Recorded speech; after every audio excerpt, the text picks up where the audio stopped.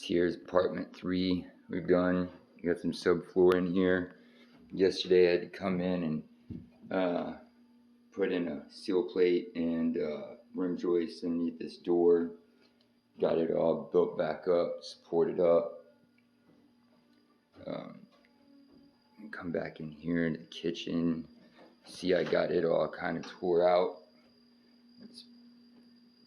Got the seal plate all torn out underneath there, plate, rim joist.